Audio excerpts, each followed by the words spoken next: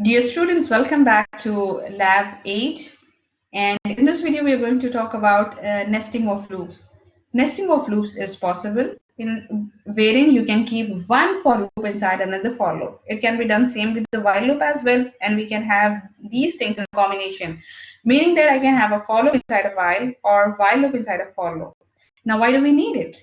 We need to have the nesting of loops in a situation. For example, we have to print such an output where I am not simply printing the stars, but rather I am trying to synchronize the number of stars according to the line numbers. According to the line numbers. For example, I want to print one star in the first line, two stars in the second line, n stars in nth number of line. So here, one for loop, the outer loop is needed to print and navigate different lines, and another for loop is needed to print the stars inside each iteration of the outer for loop. So are you understanding here what we are doing? We are having an outer loop to print the lines and an inner loop to print the stars. Now, how do I want to print the stars? Based on the line number. So I go to the first line using the outer loop, and then I enter the inner loop and I print the star. I print one star and then I try to print the second star, but if you see, we are limiting the number of stars with the number of lines. So now when the star becomes 2, line is 1, the inner loop fails. So we come out and we give a new line. And then we go to outer loop. Outer loop is now line number 2. So the control goes to the line number 2. When we are inside the line number 2, the condition is true because 1 is less than 5. We come inside and we try to execute the inner loop. And here I have to print until the line number. So line number here is 2 and I have to start from 1. So 1 is less than 2, we come and we put 1 star. Then increment the star by 1. So star becomes 2, 2 is less than or equal to 2. Again, the condition is true. We come here and we put one more star in the same line. Then we will try and increment the star. The star becomes 3, 3 is less than or equal to 2. The condition fails, we come out, we give a new line. So hence we come to the next line, Now the next line is nothing but the third line. Okay, so we go to the outer loop because 3 is less than 5.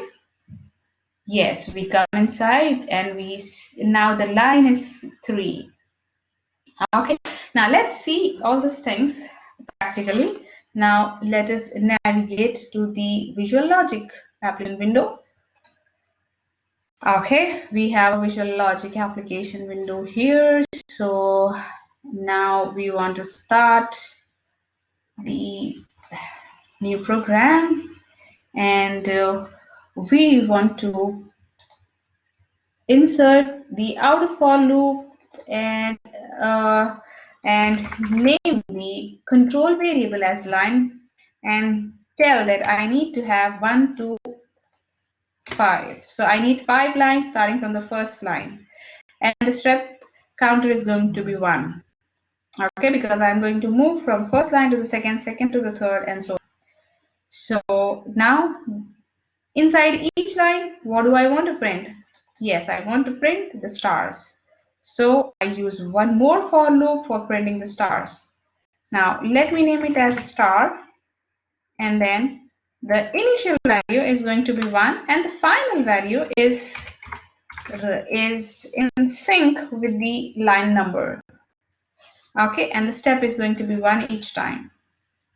Okay, so if you see, the inner loop is working according to the outer loop.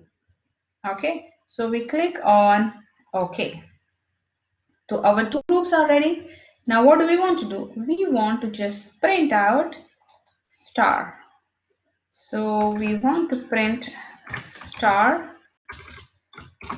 We want to print star and we want to use a console for it, and then I want to move it to the okay, so click on OK, and then so how does it work now? So when the line is 1, it starts line is equal to 1, 1 is less than 5, the condition is true, goes to the first line, and then here star is 1, 1 is less than or equal to 1, yes, the condition is true. It comes here and it prints the first star in the first line.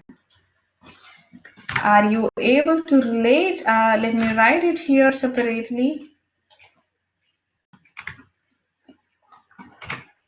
So the first thing, line is 1, line is 1, 1 is less than 5, condition is true. Come inside star, star is 1, 1, and the line was 1. So 1 is less than or equal to 1. Yes, the condition is true. We come here and we print a star. Okay. Now, this inner loop comes back to the for loop condition. Now, star becomes 2. 2 is less than or equal to line is 1, right? So 2 is less than or equal to 1. The condition is failing. So what do we want to do? Now, when this is failing, I just want to move my cursor to come to the next line, right? So I want to make my cursor from this place to come to the next line. So what do I have to do? I have to just print a new line. Okay, then click on OK. Perfect. So the outer loop we have exited the inner loop. The control goes back to the parent loop, which is nothing but the line, which is nothing but the outer loop.